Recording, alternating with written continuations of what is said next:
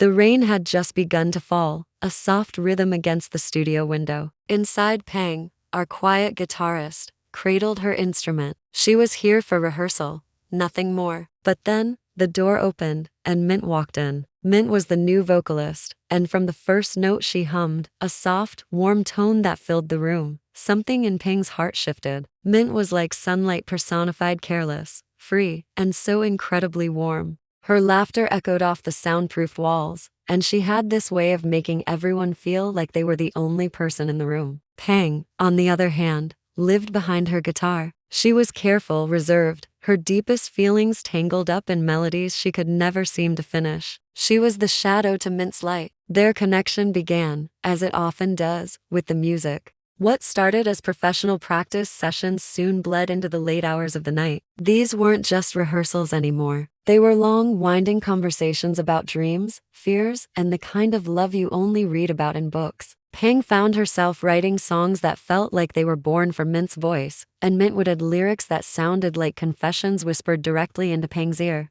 One night, everything changed. They were working on a new track, a song Pang had tentatively titled Losing Control. As Mint sang the raw, honest lyrics, "You make me lose control, I'm falling without knowing where I'll land," her eyes found Pang's across the room. The look held for a beat too long, a second stretched into an eternity. The air grew thick, heavy with everything they weren't saying. Pang, her heart hammering against her ribs, quickly looked away, pretending to adjust a tuning peg on her guitar. The sound of her own heartbeat was suddenly louder than the amp. The more time they spent together, the harder it became to deny the current crackling between them. It was in the small moments. The way Mint would lean in close to adjust Pang's microphone, their faces just inches apart, the air electric. The way their hands would brush when passing sheet music, a simple touch that made both of them freeze, if only for a second. It was a language spoken in glances and near misses. But love, especially the kind that feels like you're breaking some unwritten rule, can be absolutely terrifying. The fear of what she was feeling, this overwhelming pull towards Mint, became too much for Pang.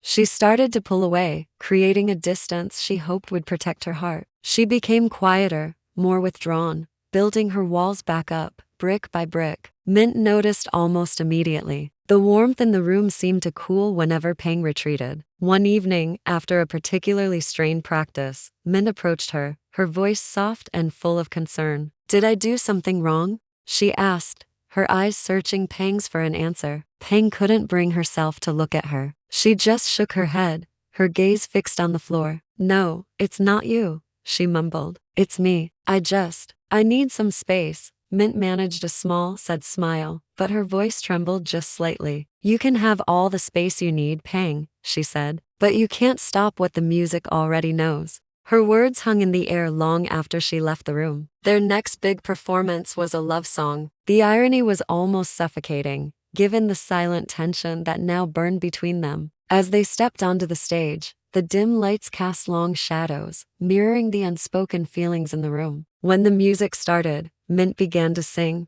but this time it was different. It wasn't just a performance. It was a confession, poured out for everyone to hear, but meant only for one person. "If this is wrong," she sang, her voice clear and strong, "then let me be wrong forever." Pang's fingers trembled on the fretboard. Each chord felt like a confession of her own. By the time they reached the bridge, she couldn't take it anymore. Her rhythm faltered, her guitar slipping into a moment of discord. The music stumbled. The band looked on, confused. Mint stopped singing and turned to face her. In that moment, under the soft glow of the stage lights, the world seemed to stop. The audience, the whispers, the fear, none of it mattered. Mint took a step closer to Pang, the microphone in her hand shaking slightly. Her voice, though trembling, was sure and clear. "Stop running, Pang." The words were a gentle command, an earnest plea. Pang looked up, her own voice barely a whisper. "I'm scared." A genuine, beautiful smile spread across Mint's face. "So am I,"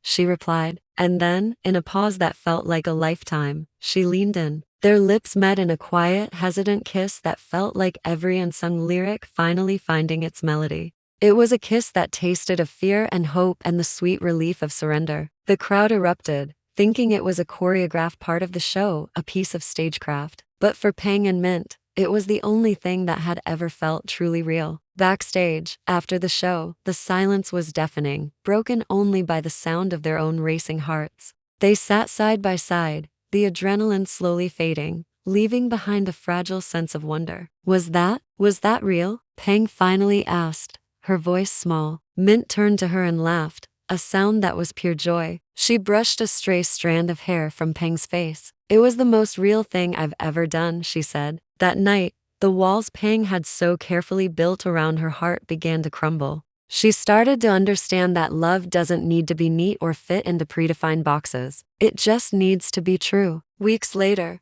they were back in the studio, finishing their first duet. They decided to call it Losing Control. The final lyrics they wrote together became their story, a testament to their journey. You taught me to stop hiding behind sound, to sing even when my voice shakes. I'm not afraid of losing control because I found you. As the final notes of the song fade, we see them sharing a quiet smile. It's a smile that says everything words can't. They're still scared, and the future is still uncertain, but they are no longer hiding. Because they learned that sometimes, the most beautiful things in life begin the moment you let go of control. Thank you so much for watching. I was looking at our analytics the other day and saw that a huge majority of you watching aren't subscribed. If you enjoyed this story and want to see more like it, hitting that subscribe button would mean the world to us. It really helps the channel grow. Thanks again, and we'll see you in the next video.